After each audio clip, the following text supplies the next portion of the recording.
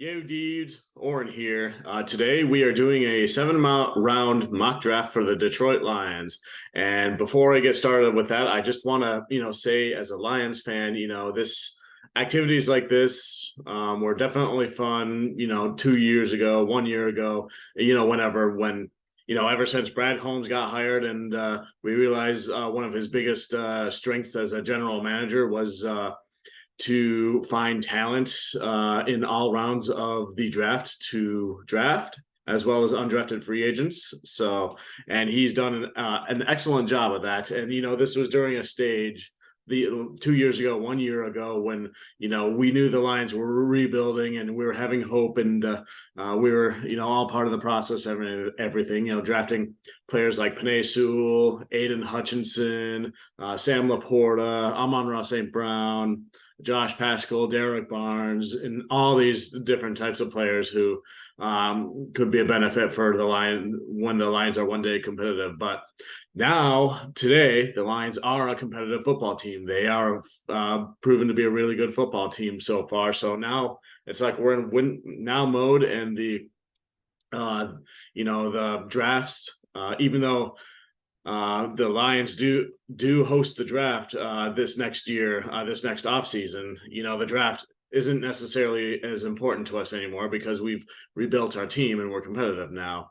Still, though, I think it's still important, to kind of keep track of what's going on in the NFL draft world, which college football prospects could be good, best fit for the Lions, and where the Lions might want to continue to draft football players, as they like to call them, kneecap biters who love the game, who have high football IQ, can play multiple positions, and can be real game changers, and who want to win. So I figured I'd give it my first crack today to see what a mock draft might look like for the Lions. And I just want to say, based on everything I've kind of looked at so far, I think the Lions' three biggest positional needs would have to be cornerback, depth at offensive guard, and a wide receiver, like an X wide receiver type who's good at contested catches and has a big build, that type. So those were kind of the positions I was looking at. And without further ado, let's go ahead and get into it. The Lions at draft pick number 28. I went with Josh Newton, cornerback out of TCU.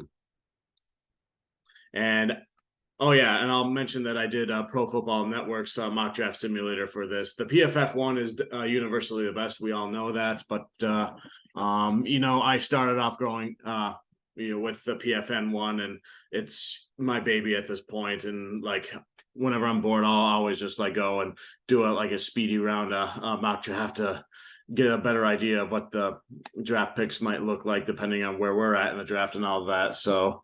Josh Newton, I heard that from other mock drafts that I might have read that this person might be the best cornerback available for us that would be good at playing, man-to-man coverage and press man and that sort of thing. And as far as cornerbacks go, we got to face the facts after this season. It appears the only cornerback who's going to be on contract is Cameron Sutton, because Mosley's on a 1-year deal, is probably not going to be brought back since he had that season-ending injury after just returning. And then Brian Branch, who plays slot corner right now, will most likely move to safety and that sort of stuff. Jerry Jacobs he's doing a pretty good job for us. He was somebody who we always thought of as an undrafted free agent who proved himself to be a good rotational guy, and now he's reluctantly starting, but until they bring in somebody. But he's done a good job for us this year's season so far. I believe he's one of the league leaders in interceptions. So, I can't complain about Jerry Jacobs right now. So, but anyways, Josh Newton. I'll read what it says here. Arguably the best senior prospect in the Big 12 this fall. And he's 5'11", 195 pounds. Newton shows good patience in both press and off alignments. Never panicking his drops and continuing to mirror until he has to flip his hips and run. And So like I said, this person could be one of the best cornerback candidates early in the draft for us there. And then at pick 60, I went with Johnny Wilson, wide receiver out of Florida State. Looking for that wide receiver who could be good at contested catches, good at being a big body type, and right away his height is 6'6" with 237 pounds. He ran the 40-yard dash in the 4.5 range. Documented on Bruce Feldman's list as having a 36 inch arms, a 35.5 vertical, and a 10 foot and 5 inches broad jump, and a max speed of over 21 miles an hour. So impressive combination of size and speed. And he's caught 43 passes for 897 yards and 5 touchdowns, and averaging over 20 yards per catch going into this season there, according to Ian Cummings. So this person here, Johnny Wilson, was, I think, a big candidate to maybe fill that role, maybe a little bit developmental, but he, given his speed and his size, is all around Bruce Feldman freak dimensions. He could be somebody who could win a lot of contested catches, and then we wouldn't have to sign the likes of DJ Chark and Marvin Jones Jr. back, and Jared Goff or whoever's quarterback at the time will have a reliable ex wide receiver to throw to. At number pick 66, and I believe this is a early third round pick that we acquired as part of the TJ Hawkinson trade, I went ahead and went with Troy Fautanu. I think that's how you say his name. Offensive guard from Washington. And the Lions are starting a front 5 offensive line is arguably top 3, top 5 in the league, arguably maybe even the best. So, that is as long as they stay healthy. There have been issues with health with several of the offensive linemen, and we've had to see, we've seen backups going in at guards and at tackles from time to time. So it's due to that, it's a good idea to, stock up on linemen as best you can, especially at offensive guard. And I think this Troy from Washington would be good at that. So I'll read what it says here. Projected to be guard at next level. He has excellent size for an interior blocker at 6'3", 319 pounds. He's a power blocker who hand fights effectively and has a great initial strike that lands in the chest of defenders. His lack of length gets exposed at tackle, but shouldn't be nearly as much of an issue once he moves inside.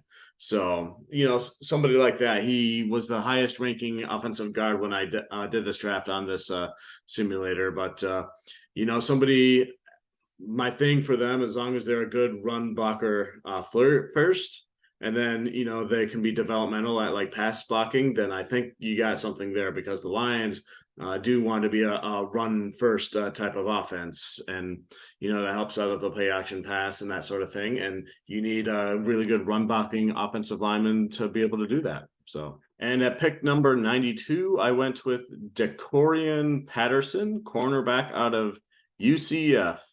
Brad Holmes is known for doubling up on positions in certain drafts. He did that with the defensive tackles in his first year here. Then the year after, he tripled down on edge rushers with Aiden Hutchinson and Josh Pascal and James Houston. And I wouldn't be surprised if he did that here with cornerbacks. This Patterson is one of the more impressive seniors. He led the country in interceptions, but how he accomplished this with his physical traits is more encouraging for his NFL outlook. Just reading what it says here. He boasts a solid frame with good length that allows him to attack the catch point remarkably well when the ball arrives. His height and weight aren't available here, so he was consistently in the receiver's hip pocket or on top of them, depending on what the coverage called for. So that that is a good sign if you want somebody who can play press man. And he's a good ball hawking corner. And he doesn't overreact to routes. And yep, we get it. And at pick 156, starting to get into the day 3 range here, I actually went with Marshawn Lloyd, the running back out of USC. I felt like the running back room was also a position where we could improve on some depth, considering that there's been some recurring, lingering injuries to some of our running backs recently. So, and it was also kind of scary, like when initially Craig Reynolds was not selected to be on the initial roster, even though they resigned him back, and it was just Montgomery and Gibbs when the rosters were announced at the end of the preseason. So, I figure let's improve the running back room a little bit, with at least with the depth, get some fresh blood in there. So he's a transfer. Lloyd is he's 5'9", he's 216, weighs that. He transferred from South Carolina back in the UCLA. He broke out in 2022 with 5.2 yards per carry on a decent offense. He has great speed and choppy feet.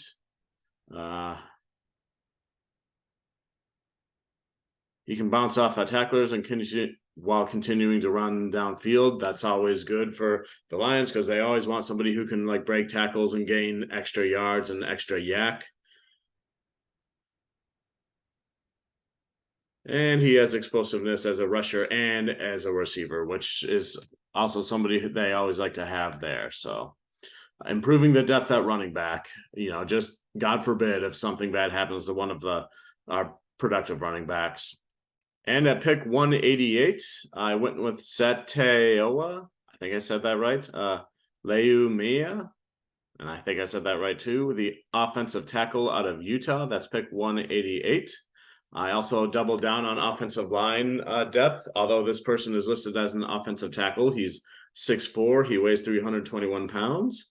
He's a big body who projects to be a guard, but he has serious power and drives defenders wherever he wants them to go. So he's another person who's a run-first blocker who can show developmentals in the passing game. So the more depth at offensive line, the better for the all-around offense. And it looks like this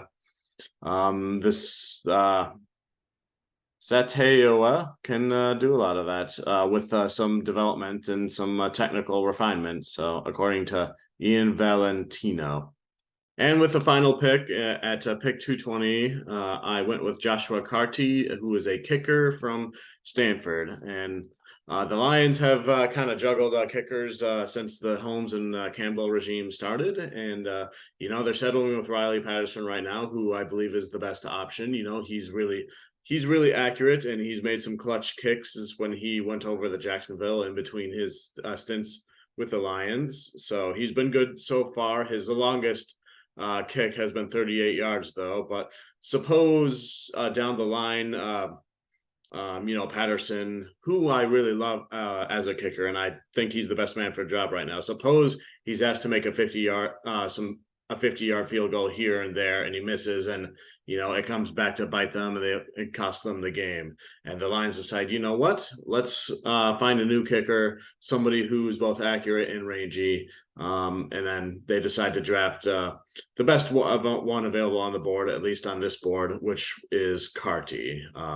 And then that's what they do, and then we go from there. So that's my mock draft for now. So this is really just kind of getting to know the players who are going to be in this draft, as well as what the Lions' positions of needs are, and down the road, because we'll really be talking about this stuff in the months like April and that sort of thing. But it never hurts to get a head start to try to kind of figure out who's out there, what the Lions might need, and that sort of stuff. So I'm going to be live streaming the Lions and Bucks game on Sunday, so be on the lookout for that. And then, until then, go Lions, one pride.